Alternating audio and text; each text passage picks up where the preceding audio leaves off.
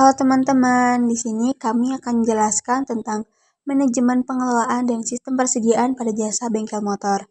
Nah, sebelum itu, kita akan menjelaskan terlebih dahulu materi tentang pengelolaan dan sistem persediaan. Latar belakang, dalam dunia usaha yang semakin kompetitif, perusahaan dituntut untuk mampu mengelola sumber daya secara efektif dan efisien. Salah satu aspek penting dalam manajemen operasional adalah pengelolaan persediaan. Persediaan berperan sebagai penunjang kelancaran proses produksi maupun pelayanan, sehingga keberadaannya harus dikelola dengan perencanaan dan sistem yang tepat. Pengelolaan persediaan tidak hanya berkaitan dengan ketersediaan barang, tetapi juga berkaitan dengan pengendalian biaya, pemenuhan permintaan pelanggan, serta pengambilan keputusan operasional. Kesalahan dalam pengelolaan persediaan dapat mengakibatkan terjadinya kelebihan persediaan atau overstock, atau kekurangan persediaan stock out yang keduanya dapat merugikan perusahaan. Oleh karena itu, diperlukan pemahaman mengenai konsep pengelolaan, sistem persediaan, serta model-model pengendalian persediaan yang optimal. Selanjutnya, di sini ada rumusan masalah. Yang pertama, bagaimana konsep pengelolaan serta fungsi-fungsi pengelolaan dalam suatu organisasi. Terus yang kedua, bagaimana sistem persediaan yang digunakan dalam manajemen operasional. Yang ketiga, apa saja tantangan yang dihadapi dalam pengelolaan persediaan. Terus yang keempat, model-model apa saja yang digunakan dalam pengelolaan persediaan untuk meningkatkan efisiensi dan efektivitas operasional. Terus di sini ada tujuan penulisannya. Yang pertama, menjelaskan konsep pengelolaan dan fungsi-fungsi pengelolaan dalam organisasi. Yang kedua, menguraikan sistem persediaan yang digunakan dalam manajemen operasional. Terus yang ketiga, menjelaskan model-model pendekatan dalam pengelolaan persediaan. Terus yang keempat, memberikan pemahaman mengenai pentingnya pengelolaan persediaan yang efektif dan efisien. Selanjutnya, bab 2 bagian kajian teori. Pengertian konsep pengelolaan persediaan. Pengelolaan persediaan adalah proses merencanakan, mengatur, dan mengatur stok barang supaya kebutuhan perusahaan itu tetap terpenuhi tanpa menimbulkan biaya yang berlebihan. Jadi intinya itu bagaimana perusahaan menjaga stok itu tetap seimbang, tidak terlalu banyak, tetapi enggak juga sampai kehabisan. Terus tujuan utama pengelolaan persediaan yang pertama, meningkatkan layanan kepada pelanggan. Perusahaan berusaha memastikan barang itu selalu tersedia agar tidak terjadi kekurangan stok yang mengganggu produksi atau membuat pelanggan itu kecewa. Nah, yang kedua, meminimalkan biaya total persediaan. Stok yang terlalu besar bisa bikin biaya penyimpanan itu naik, tetapi stok yang terlalu sedikit bisa kehilangan penjualan. Maka perusahaan itu harus mencari titik paling efisien itu bagaimana gitu. 3 pilar biaya penyimpanan pengelolaan persediaan. Yang pertama, biaya penyimpanan atau holding cost. Biaya yang muncul karena barang itu disimpan terlalu lama. Contohnya yaitu sebuah minimarket membeli stok minuman dingin terlalu banyak untuk promo akhir tahun nanti. Nah, karena mereka itu kekurangan penyimpanan, mereka harus sewa kulkas tambahan. Akhirnya biaya listrik itu jadi naik karena beberapa minuman itu udah keburu kedaluarsa gitu. Nah, yang kedua ada biaya pemesanan atau ordering cost. Biaya yang timbul setiap kali perusahaan melakukan pemesanan. Contohnya, sebuah kafe memesan untuk bahan kopi dalam jumlah sedikit tetapi sering ordernya. Nah, setiap pemesanan kan kena ongkir dan butuh biaya administrasi, sehingga biaya pemesanan jadi boros karena terlalu sering order. Dan yang terakhir, biaya kekurangan atau shortage cost. Biaya yang muncul ketika stok itu habis. Contohnya, sebuah toko alat tulis kehabisan pulpen yang sedang dicari banyak siswa menjelang ujian. Nah, banyak pembeli yang akhirnya pindah ke toko sebelah gitu. Toko yang ini pun jadi rugi karena tidak bisa memenuhi permintaan si pelanggan tersebut. Selanjutnya, sistem persediaan dalam manajemen operasional. Sistem persediaan adalah prosedur operasional yang menjawab pertanyaan kapan dan berapa banyak barang harus dipesan. Kedua sistem ini dibedakan berdasarkan cara mereka memonitor dan memicu pesanan, yaitu menurut sistem kontinu. Yang pertama, prinsip kerja. Sistem ini memonitor persediaan secara terus-menerus atau real time. Terus yang kedua, setiap kali ada barang masuk atau keluar, catatan persediaan langsung diperbarui. Terus yang kedua, pemicu pesanan atau trigger. Pesanan dipicu oleh tingkat stok. Ketika tingkat persediaan yang terus mencapai batas yang telah ditetapkan, yang disebut titik pemesanan kembali TOP, maka pesanan baru dilakukan. Terus yang ketiga, kuantitas pesanan. Kuantitas yang dipesan selalu tetap, misalnya sebesar EOQ yang telah dihitung optimal. Terus yang keempat, keunggulan. Keunggulan ini memberikan kontrol yang sangat ketat terhadap inventaris yang sangat penting untuk barang bernilai tinggi. Karena pemantauannya konstan, sistem ini dapat beroperasi dengan sakti stok yang relatif lebih kecil. Terus menurut sistem periodik, yang pertama prinsip kerja, persediaan ini tidak dipantau secara real time. Pengecekan dan perhitungan fisik persediaan hanya dilakukan pada interval waktu yang tetap atau periodik, misalnya setiap 2 minggu sekali atau setiap bulan. Terus yang kedua, pemicu pesanan atau trigger. Pesanan dipicu oleh waktu yang tetap atau periode T, tidak peduli berapapun tingkat stok saat itu. Terus yang ketiga, kuantitas pesanan. Kuantitas yang dipesan bervariasi, jumlah yang dipesannya itu dihitung untuk mengisi stok sehingga mencapai tingkat persediaan atau target maksimum. Terus yang terakhir, keunggulan. Lebih sederhana dan hemat biaya administrasinya.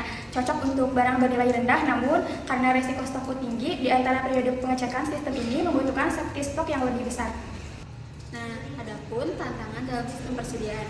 Yang pertama ada permintaan yang tidak stabil. Permintaan yang tidak stabil ini berarti jumlah barang yang dibutuhkan konsumen itu sering berubah dan sulit untuk diprediksi. Nah, dampaknya itu jika permintaan itu naik secara tiba-tiba dan stok itu habis disebut dengan stock out. Dan jika permintaan itu turun drastis, maka barang itu akan menumpuk di gudang atau overstock. Nah, kondisi ini sangat menyulitkan perusahaan dalam menentukan jumlah barang pemesanan yang tepat. Nah, terus yang kedua ada ketergantungan pada pemasok. Perusahaan yang sering bergantung pada pemasok untuk menyediakan bahan baku atau barang dagangan itu bisa menyebabkan keterlambatan pengiriman, kualitas barang yang tidak sesuai. Nah, jika si pemasok ini kehabisan stok dan pemasok itu bermasalah, maka produksi itu akan berhenti secara begitu saja walaupun permintaan konsumen itu sangat tinggi. Nah, yang ketiga adalah keterbatasan ruang gudang. Gudang ini memiliki kapasitas terbatas untuk menyimpan barang. Jika stok ini terlalu banyak, maka gudang ini akan menjadi penuh dan barang-barang itu sulit ditata dan akan sulit diawasi, sehingga risiko kerusakan barang itu akan meningkat. Karena itu, pengelolaan persediaan itu harus menyesuaikan dengan jumlah stok dengan kapasitas gudang yang tersedia. Nah, yang keempat ada human error dalam pencatatan manual. Human error adalah kesalahan yang terjadi karena adanya faktor manusia seperti salah hitung, salah input, atau lupa mencatat, sehingga bisa menyebabkan data stok di catatan tidak sesuai dengan stok nyata yang di gudang dan barang itu dianggap masih ada padahal sudah habis, dan hal ini dapat merugikan perusahaan. Nah, yang terakhir itu ada risiko overstock atau stock out. Overstock adalah kondisi pada saat stok barang terlalu banyak yang bisa menyebabkan biaya penyimpanan itu tinggi dan barang beresiko rusak atau kadaluarsa. Nah, kalau stock out ini adalah kondisi pada saat dimana stok barang itu udah habis, bisa menyebabkan kehilangan penjualan dan konsumen bisa beralih ke pesaing. Nah, selanjutnya ada model-model pendekatan dalam pengelolaan persediaan. Model ini berfungsi untuk mengoptimalkan kuantitas dan waktu pemesanan untuk mencapai biaya total minimum. Di sini ada 3 model pendekatannya, yaitu yang pertama ada model kuantitas pesanan ekonomis atau EOQ, yang kedua analisis ABC atau pengendalian prioritas, yang ketiga ada model titik pemesanan kembali atau ROP. Nah, model yang pertama yaitu ada model kuantitas pesanan ekonomis atau Economic Order Quantity. EOQ adalah model fundamental yang mencari kuantitas pesanan ideal di mana biaya penyimpanan tahunan sama dengan biaya pemesanan tahunan. Dan rumusnya yaitu adalah Q sama dengan akar 2 kali D kali CO per CH. Nah, teman-teman, yang kedua ada analisis ABC atau pengendalian prioritas. Analisis ABC adalah metode klasifikasi persediaan berdasarkan nilai moneter volume tahunan. Tujuannya adalah memfokuskan upaya pengendalian pada item yang paling mahal dan penting. Analisis ini mengikuti prinsip Pareto. Nah, di analisis ABC terdapat 3 item, yaitu item kelas A, item kelas B, dan item kelas C. Item kelas A adalah item yang bernilai tinggi, berjumlah sekitar 10 sampai dengan 20% dari item total fisik, tetapi mewakili 70 sampai dengan 80% dari nilai moneter total. Item ini memerlukan kontrol yang paling ketat, akurat, dan sering. Lalu yang kedua ada item kelas B. Item kelas B adalah item yang bernilai sedang, mewakili nilai dan kuantitas di antara kelas A dan kelas B. Lalu yang terakhir ada item kelas C. Item yang bernilai rendah berjumlah sekitar 50 sampai dengan 60 dari total item fisik, tetapi hanya mewakili 5 sampai dengan 10 dari total nilai moneter. Item ini membutuhkan kontrol yang paling longgar seperti penggunaan sistem periodik. Selanjutnya ada model titik pemesanan kembali atau ROP, reorder point. ROP di sini untuk menentukan tingkat stok yang harus dicapai untuk memicu pesanan baru, memastikan stok tiba tepat waktu sebelum habis. ROP dibagi menjadi dua, yaitu ada ROP dalam kondisi pasti dan ROP dalam kondisi tidak pasti. ROP dalam kondisi pasti yaitu jika permintaan harian atau D dan waktu tunggu yaitu L diketahui pasti, ROP hanya perlu menutupi kebutuhan selama lead time dengan rumus ROP sama dengan D dikali L, yaitu D permintaan harian sedangkan L yaitu waktu tunggu. Lalu ada ROP dalam kondisi tidak pasti, yaitu menggunakan stability stock. Nah, ROP dalam kondisi tidak pasti ini yaitu permintaan dan lead time itu seringkali tidak pasti. Sedangkan perusahaan tuh harus menyimpan stability stock atau SS untuk mencegah stock out atau kehabisan stok dan menjaga tingkat layanan tertentu dengan rumus ROP sama dengan D dikali L ditambah stability stock. Nah, yang pertama ada konsep pengelolaan dan fungsi pengelolaan bengkel motor. Bengkel motor ini sudah beroperasi pada sejak tahun 2000 dan dikelola secara kekeluargaan dengan keterlibatan langsung pemilik dalam kegiatan operasional sehari-hari. Nah, pola pengelolaan yang diterapkan ini bersifat manajerial, namun masih sederhana dan berbasis pada pengalaman yang diperoleh selama menjalankan usaha. Meskipun belum menerapkan sistem manajemen secara formal, fungsi-fungsi manajemen pada dasarnya telah dijalankan dalam aktivitas bengkel untuk mendukung kelancaran operasional dan pelayanan kepada pelanggan. Dalam fungsi perencanaan itu ada dilakukannya dengan menyiapkan persediaan sebelum stok habis serta melakukan pengadaan barang sesuai dengan kebutuhan pelanggan agar pelayanan tetap berjalan dengan lancar. Selanjutnya, yang kedua ada pengarahan atau estimating, dilakukan langsung oleh pemilik kepada mekanik mulai dari pemberian instruksi kerja hingga penanganan keluhan pelanggan sampai proses servis ini selesai. Yang ketiga ada pengawasan atau controlling. Ini dilaksanakan dengan memantau kualitas pekerjaan mekanik dan penggunaan persediaan serta melakukan evaluasi pelayanan secara rutin setiap bulannya. Selanjutnya, sistem persediaan bengkel motor ini masih menggunakan sistem persediaan sederhana yang bersifat manual dengan pencatatan menggunakan buku catatan. Jenis persediaan yang dikelola meliputi bengkel ini tuh oli, busi, ban, suku cadang ringan, dan perlengkapan servis lainnya.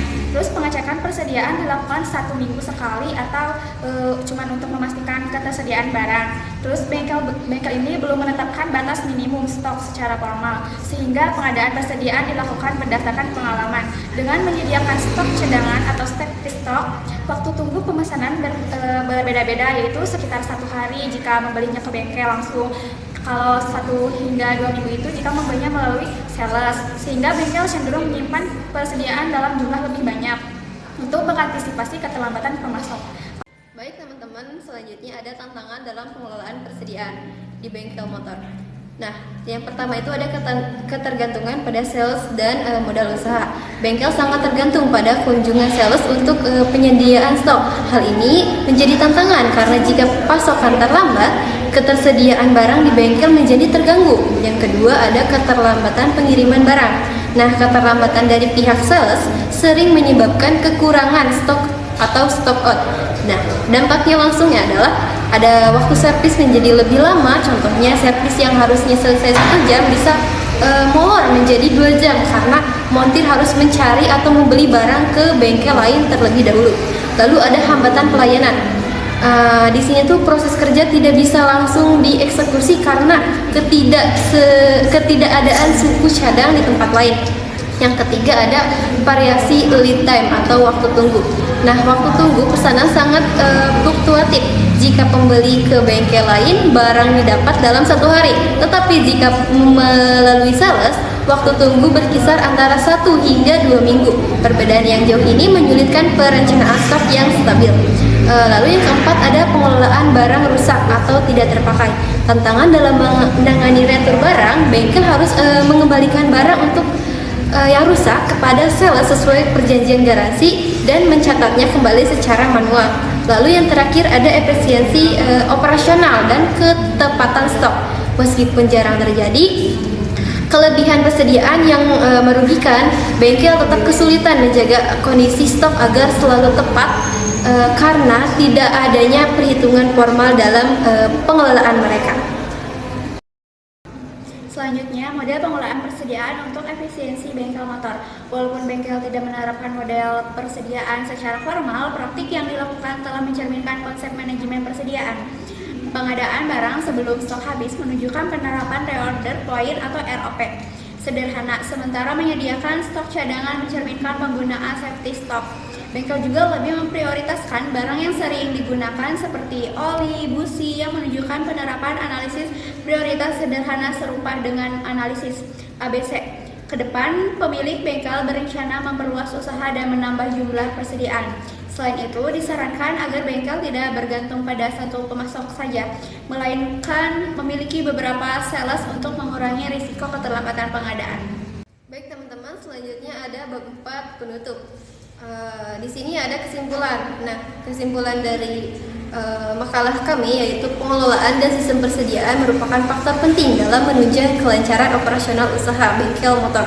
Berdasarkan hasil pembahasan, dapat disimpulkan bahwa bengkel motor milik Ceceng Andres Aditya telah menerapkan fungsi-fungsi pengelolaan secara sederhana melalui perencanaan, pengorganisasian, pengarahan, dan pengawasan yang dilakukan langsung oleh pemilik berdasarkan pengalaman operasional. Sistem persediaan yang digunakan masih bersifat manual dengan pencatatan, menggunakan buku, dan pengecekan stok secara rutin setiap minggu, serta pengadaan persediaan yang dilakukan sebelum stok habis. Sebagai bentuk penerapan reorder point dan seperti stok secara tidak formal, meskipun menghadapi tantangan seperti ketergantungan pada sales, keterlambatan pasokan, dan keterbatasan modal, bengkel tetap mampu menjaga kelancaran pelayanan dengan solusi praktis yang berorientasi pada kepuasan pelanggan.